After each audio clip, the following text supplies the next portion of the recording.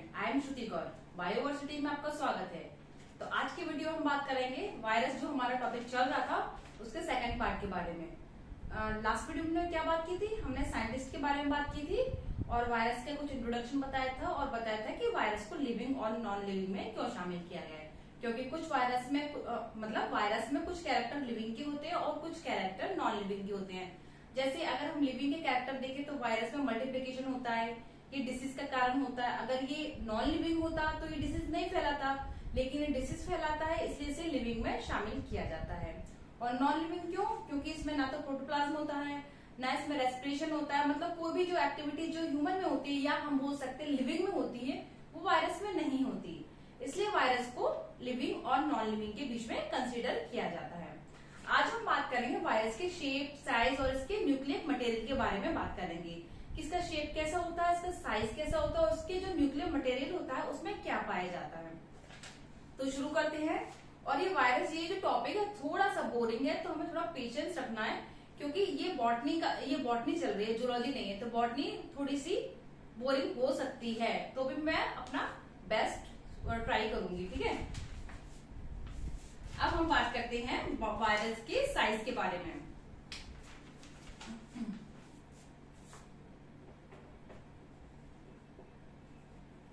Size, जैसा हमें पता है कि जो वायरस होते हैं, बैक्टीरिया होते हैं, वो माइक्रोस्कोपिक होते हैं। मतलब हम इसे ऐसे नॉर्मल आई से हम नहीं देख सकते, इनके लिए हमें इलेक्ट्रॉन माइक्रोस्कोप का यूज करना होता है। इसलिए हम इसको इसी तरह से हम इसको देख पाते हैं। अगर हम ऐसे देखना चाहें तो हमें दिखेंगे वायरस? नहीं दिखेंगे।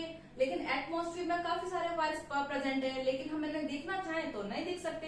अगर हम इलेक्ट्रॉन माइक्रोस्कोप का यूज करेंगे तो हम देख सकते हैं। जैसे बैक्टीरिया की बात करें, हम कर्ड खाते हैं, दही खाते हैं, दही में कितने सारे बैक्टीरिया होते हैं, ठीक है। कौन सा लैक्टोबैसिलस जो बैक्टीरिया होता है वो दही में पाया जाता है।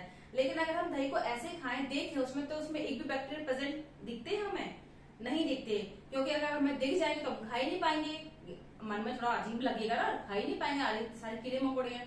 तो वायरस या बैक्टीरिया हम अपने ऐसे न्यूड आई से नहीं देख सकते हैं, ठीक है। तो इनके लिए हमें इलेक्ट्रॉन माइक्रोस्कोप का यूज करना पड़ता है। अब इनके साइज की बात करते हैं तो कुछ वायरस होते हैं जिसे हम बोलते हैं लार्जेस्ट वायरस बोलते हैं, और किसी को हम बोलते हैं एकदम स्मॉलेस्ट वायरस बोलते हैं। पर इसका मतलब ये नहीं है जो लार्जेस्ट वायरस है हम उसको ऐसे नॉर्मली देख लेंगे। लार्जेस्ट वायरस का मतलब ये होता है जो कि स्मॉलेस्ट वायरस से थोड़ा सा बड़ा कंसीडर किया जाता है, लेकिन उन दोनों को ही हम नॉर्मल आई से नहीं देख सकते। तो अगर हम स्मॉलेस्ट वायरस की बात करें,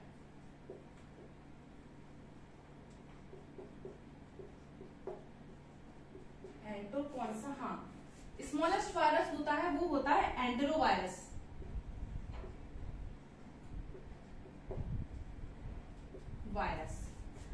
ये क्या होता है एंटेरोवायरस? ये जो फूट और माउथ में जो डिसीज होती है उसका कॉजेज होता है। मतलब इस वायरस की वजह से पैर में और माउथ में डिसीज होती है, मतलब एक इन्फेक्शन फैल जाता है, ये एंटेरोवायरस के कारण होता है। और सबसे स्मॉलेस्ट वायरस होता है ये, है ना। अब बात करते हैं लार्जेस्ट वायरस की।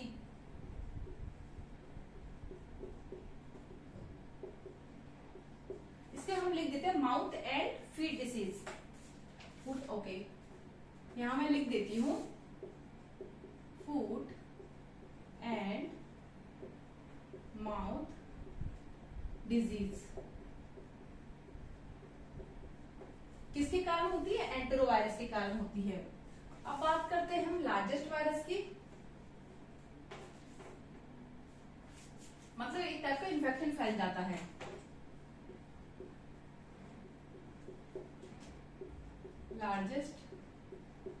जो लार्जेस्ट वायरस होता है वो होता है ऑर्थोपॉक्स वायरस।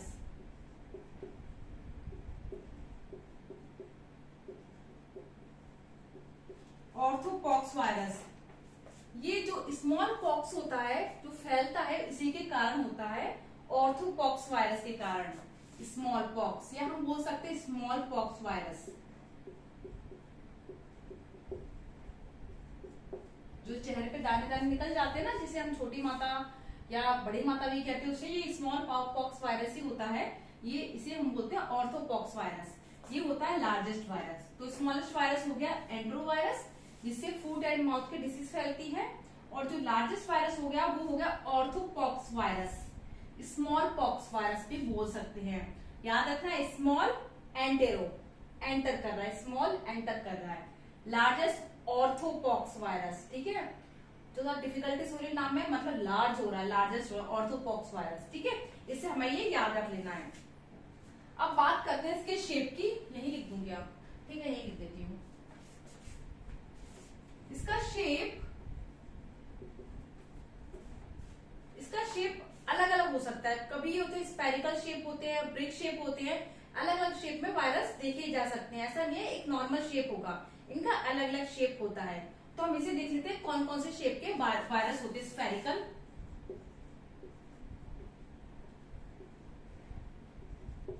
शेप्ड और ब्रिक शेप्ड। ओके, स्फेरिकल जो शेप्ड वायरस होता है वो होता है इन्फ्लुएंजा का वायरस, इन्फ्लुएंजा वायरस। हम यहाँ पे वायरस का शेप लिखेंगे और वो शेप से हमें हम ये जानेंगे कि कौन सा वायरस होता है। ठीक है, वायरस का कौन सा टाइप होता है, ये होता है इन्फ्लुएंजा वायरस। ठीक है, अब हम बात करते हैं ब्रिक शेप्ड वायरस की।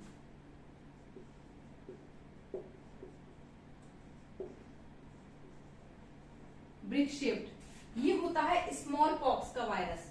जो स्मॉल पॉक्स का वायरस होता है वो ब्रिक शेप का होता है।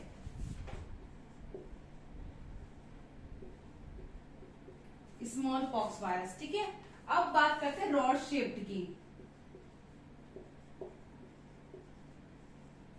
ये होता है टीएमवी वायरस।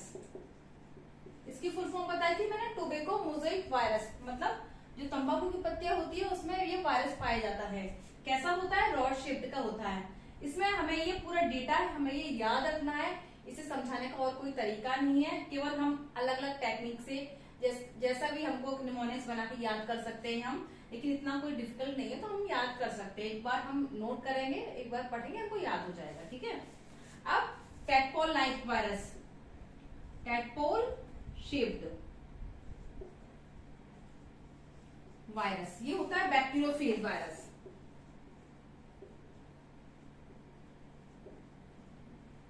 बैक्टीरियो शेप क्या बोल रही हूँ, बैक्टीरियोफेज वायरस।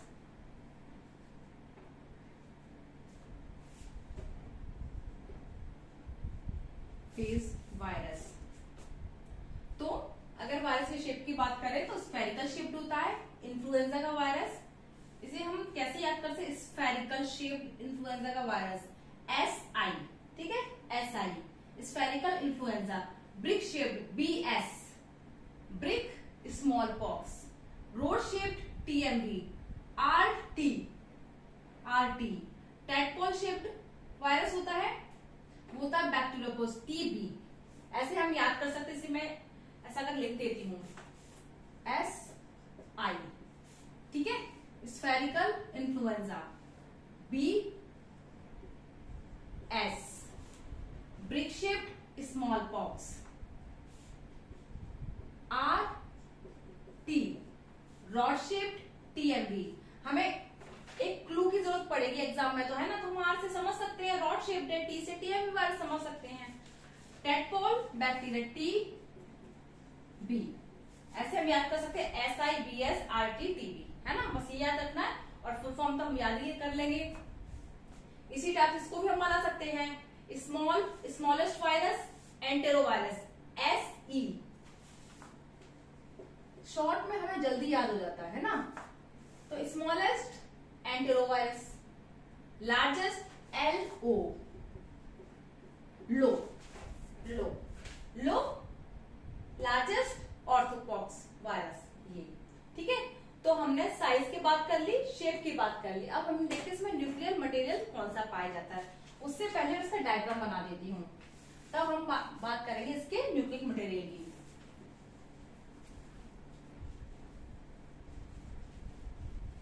और प्लीज वीडियो को सब्सक्राइब कीजिए। अगर मेरे सब्सक्रिप्शन बढ़ेंगे तो मैं कुछ नया भी ट्राई करने की कोशिश करूंगी ना। हालांकि वीडियो तो मैं बनाऊंगी, अपना देने की कोशिश करूंगी, लेकिन मोटिवेशन मिलता है जब सब्सक्रिप्शन बढ़ते हैं, लाइक बढ़ते हैं, तो व्यूज तो बढ़ते हैं लेकिन लाइक नहीं आते। पता नहीं लोग देखते हैं बट लाइक नहीं करते। लाइक में कोई पैसा तो लगता नहीं, आप लाइक कर सकते हैं, है ना। ठीक है, अब मैं बात करती हूँ इसके शेप की।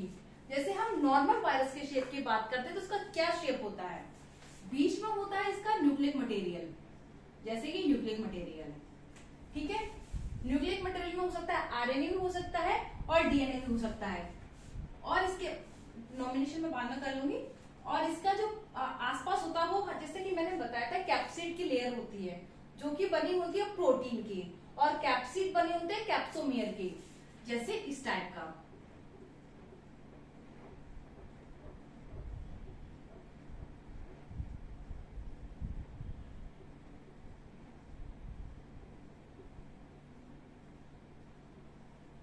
ये कौन सा शेप बन गया, जो सा बनाना चाहते हो वो तो बनाने, चलो समझ में आना चाहिए।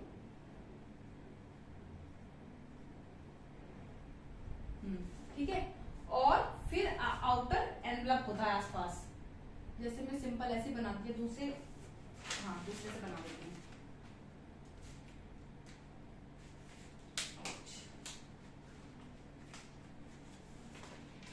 ये हमने दूसरी बना दी है, ये हो गया हमारा आउटर एनवलप। ठीक है, ये ऐसा, इसमें कुछ डिजाइन ऐसे से कर दूं, ये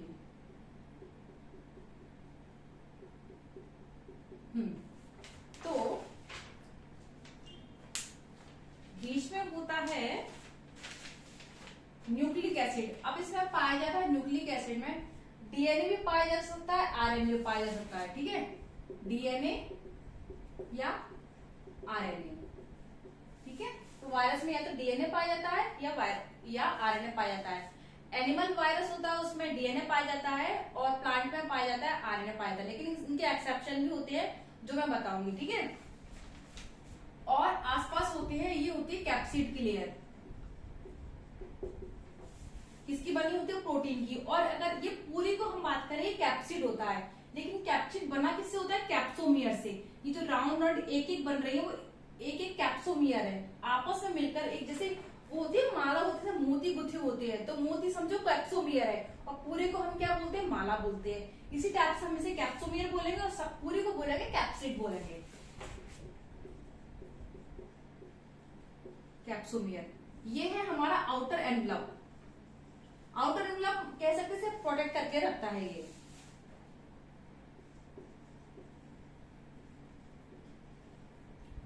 एनवलप, तो ये हो गया वायरस का एक जनरल डायग्राम। इसके द्वारा हम समझते हैं कि वायरस में क्या पाया जाता है, न्यूक्लिक मटेरियल। इसमें ये तो डीएनए पाया जाएगा या आरएनए पाया जाएगा। ठीक है, अब हम बात करते हैं जैसे एनिमल वायरस की बात करते हैं, तो एनिमल वायरस में जनरली क्या पाया जाता है, डीएनए पाया जाएगा। ऐसा नहीं है डीएनए या आरएनए दोनों पाएगा, या तो डीएनए पाया जाएगा या आरएनए पाया जाएगा। तो एनिमल वायरस में पाया जाता है डीएनए, लेकिन इसके कुछ एक्सेप्शन भी है, वो हम देख लेते हैं। इसे मैं साफ कर देती हूँ।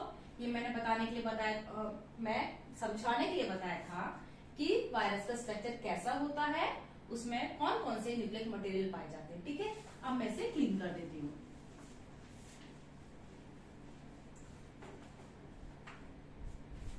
ओके, एनिमल वायरस में क्या पाया जाता है, इससे हम लिखते हैं virus generally contain DNA, DNA deoxy ribo nucleic acid. But इसके एक्सेप्शन भी देख लेते हैं। एक्सेप्शन हम ब्रेड से लिख लेते हैं। हाँ, ठीक है, एक्सेप्शन में क्या है, एक्सेप्शन में influenza virus,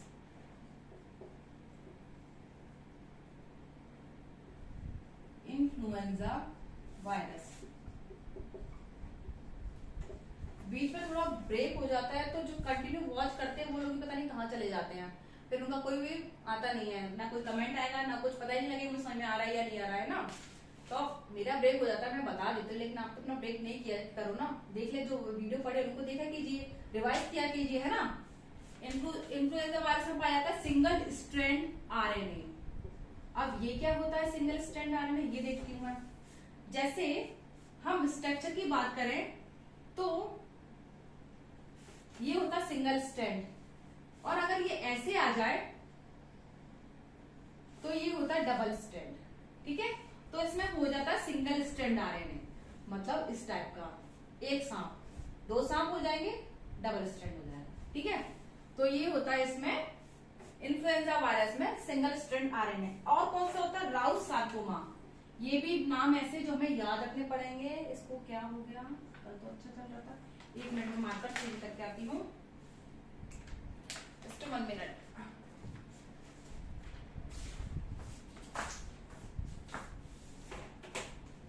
Rouse sarcoma, Rouse sarcoma, ये भी क्या है वायरस है। इसमें पाया जाता है सिंगल स्ट्रैंड आरएनए, मतलब वही एक सांप। ठीक है, दो मिल जाते हैं तो double strand, single strand RNA. और है पॉलीमाइलिटिस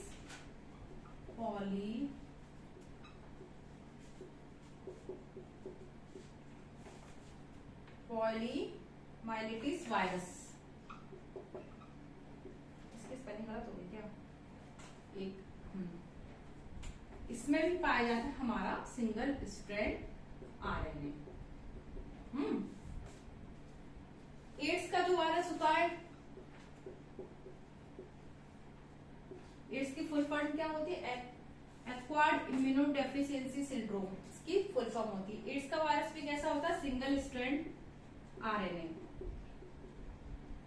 ठीक है, और होता है रियो वायरस, सब वायरस के टाइप है ये, इसमें भी होता है single strand RNA.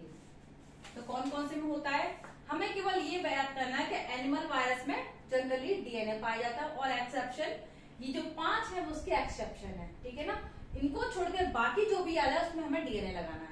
Influenza, Rouse, पॉलीमाइलिटिस, ads, रियो को छोड़कर जो भी आना है हमें उस पर डीएनए लगाना है, क्योंकि एनिमल वायरस में डीएनए पाया जाता है। और बाकी ये 5 है, इसमें सिंगल स्ट्रैंड आरएनए पाया जाएगा।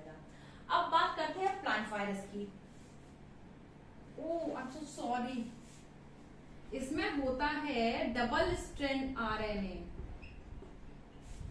रियो वायरस में होता है डबल स्ट्रैंड आरएनए, इस टाइप का, ये इस टाइप का होता है। ठीक है, डबल स्ट्रैंड होता है ना, ये होता है डबल स्ट्रैंड। अब हम आते हैं अपने प्लांट वायरस पे। प्लांट वायरस में क्या होता है, आरएनए पाया जाता है। एनिमल वायरस में डीएनए, प्लांट वायरस में आरएनए।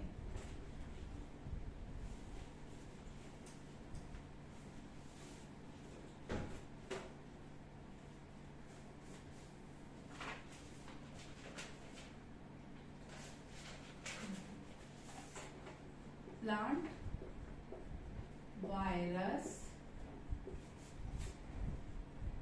Generally contain RNA. ठीक है, इसका एक्सेप्शन क्या है, बैक्टीरियोफेज। बैक्टीरियोफेज में पाया जाता है डीएनए। एक्सेप्शन में क्या है, बैक्टीरियोफेज।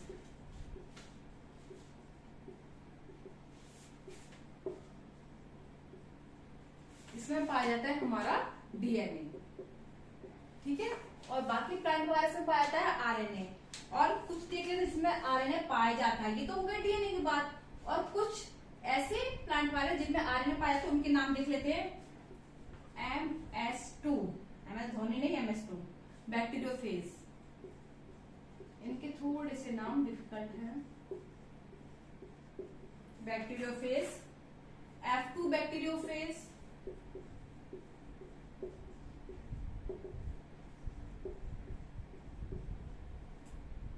R17 bacteriophage. इनमें क्या पाया जाता है, इनमें पाया जाता है हमारा आरएनए। ठीक है, एक्सेप्शन क्या है, केवल बैक्टीरियोफेज में डीएनए पाया जाता है और बाकी सब में पाया जाता है आरएनए। उसमें एक्सेप्शन में 5 थे, इसमें एक्सेप्शन में 1 है, केवल बैक्टीरियोफेज जिसमें डीएनए पाया जाता है बाकी सब में आरएनए पाया जा रहा है। तो ये तो इसकी शेप, साइज और न्यूक्लिक मटेरियल की बात हुई, क्या केमिकल कंपोजिशन की बात हुई। इसके नेक्स्ट में हम बात करेंगे वायरस के जनरल कैरेक्टर के बारे में बात करेंगे। तो अगर वीडियो अच्छा लगता है तो प्लीज प्लीज लाइक कीजिए, शेयर कीजिए, सब्सक्राइब कीजिए और वीडियो को लाइक तो जरूर कीजिए ना, सब्सक्राइब तो जरूर कीजिए, शेयर भी जरूर कीजिए, ठीक है। तो कल मिलते हैं। Okay bye, thank you.